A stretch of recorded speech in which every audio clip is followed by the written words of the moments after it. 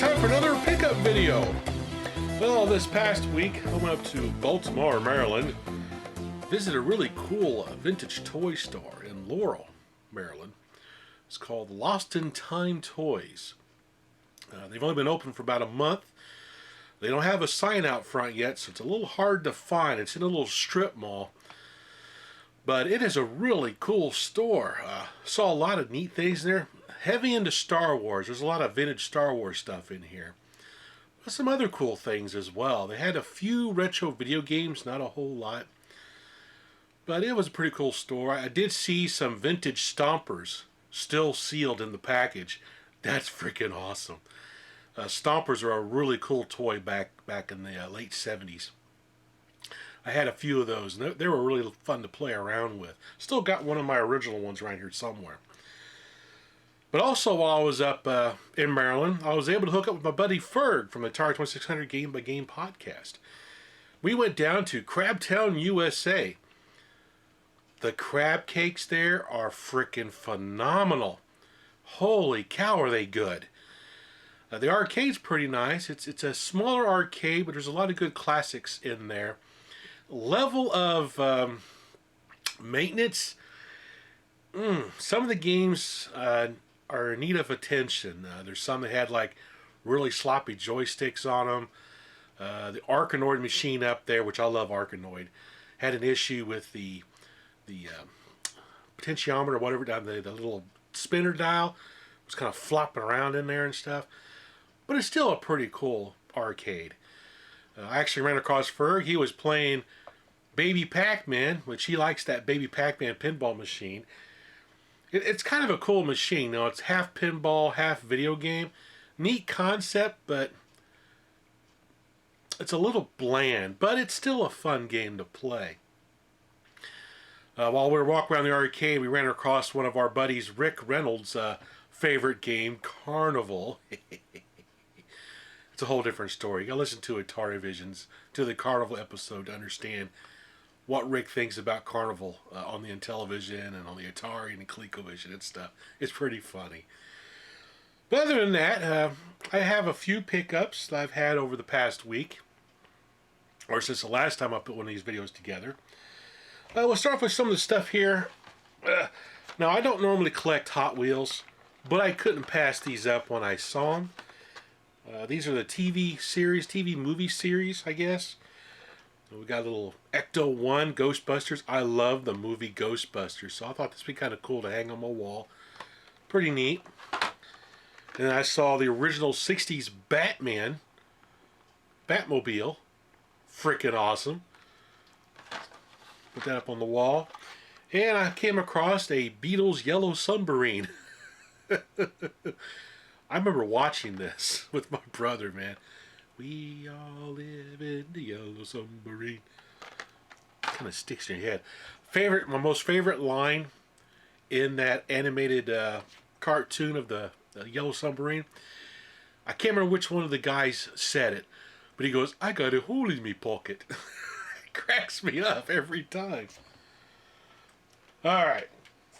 On the Coleco front, picked up a Zodiac astrology computer.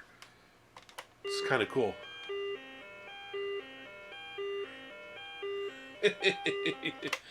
You ought to see the freaking manual to this thing now. Look at this. How thick that thing is. Holy moly. It even came with these little fill-out sheets. Let's see if I get one out here. Look at this. That you have to fill out.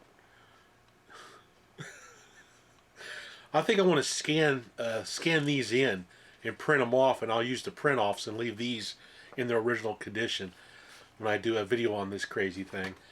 But wow, unbelievable.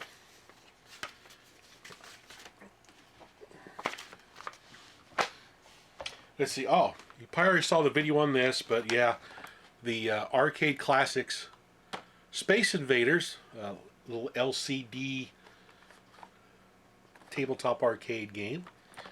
Pretty cool, and I've got both of them now. I wish the Pac-Man came in this kind of box instead of that sealed bubble looking thing. This box looks awesome on the shelf. So that's awesome. I wonder what other ones they're going to do, because they got them numbered here. This is number 2. Pac-Man had 01 on it.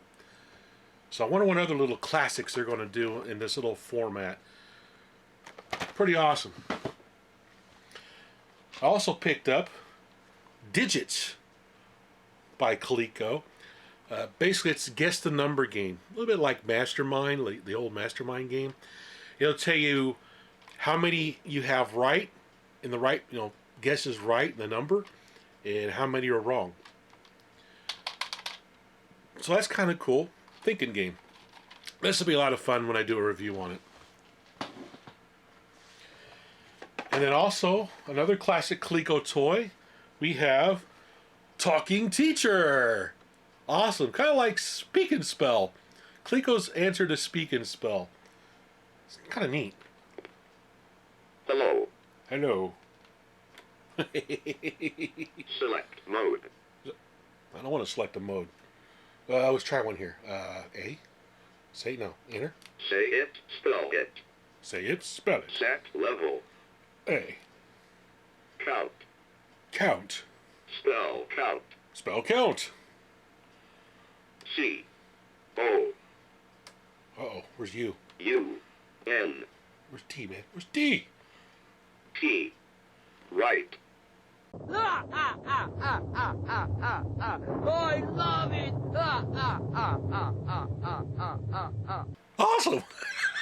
Bag. Yeah, you call me a Spell bag. bag. Anyway, that's going to be another fun one to do a review on. I need to find a manual to that thing, because it has a lot of different features in there that I can't figure out how to get to work. So I really need to get a manual for that so I can figure it out. Couldn't find one online anywhere. Now on the video game front, I picked up Pure Pinball. Did a video on this just recently for Pinball Electronica. Not a bad little pinball game. It's got a couple tables I really like on here called Hyperspace, and the first one, which I think is Speed or something like that. I can't remember what it's called. Not a bad little pinball on the Xbox. Excessively long loading times for the tables to come up, though. It's the only bad thing about it, but it's pretty cool. Been playing the heck out of Opcode's game, Penguin Adventure.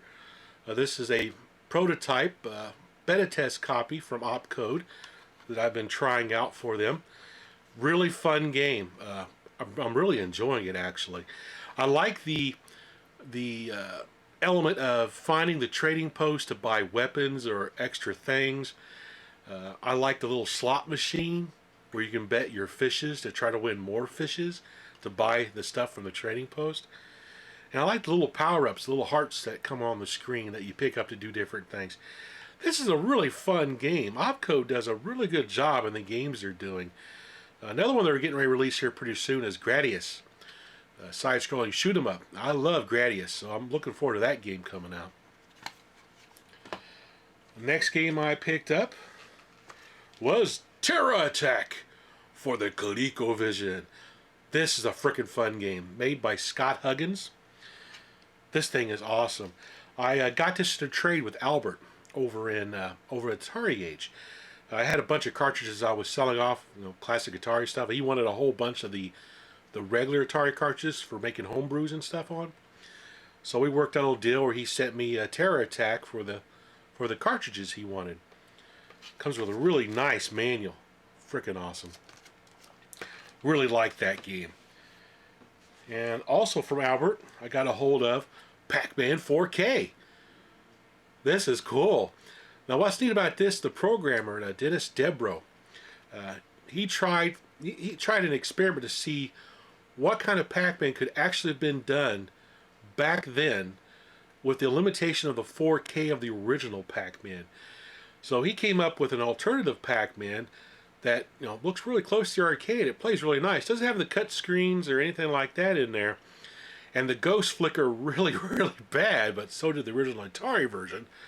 But still, it's a fun game to play, and it is on cartridge, so that's really cool. There's a ROM out there called Pac-Man 8K. That's the one that should be on a cartridge. That is awesome. It's got the little intro screen like the arcade does. It also has the cut scenes. and the ghosts don't flicker as bad as all. It's pretty good. So that's awesome. It came with a little nice manual too. Real cool manual. So thanks, Albert, for those. That's freaking awesome. I think that's it. That's all. Not a whole lot this week. Short, sweet, hard to beat. So, and I did get my internet service upgraded. So now I can start streaming games. I did a couple experiments with Pinball Arcade and Just Cause 3 just to see if the stream came through okay, didn't drop out or anything like that. And it did. So I can start streaming games now. So I'll be looking for ideas from people, what kind of games they'd like to see me try to play. And I need to set up a schedule of when I'm going to be streaming, try to make it consistent, like maybe on a Sunday afternoon at a certain time or something like that, so it'll become more of a established time that I'll be streaming for people to come and watch. Because right now it's just kind of random. Every once in a while I'll pop on there and I'll start to stream and play a game just out of the blue. Anyway, until next time, keep it classic and keep it gaming.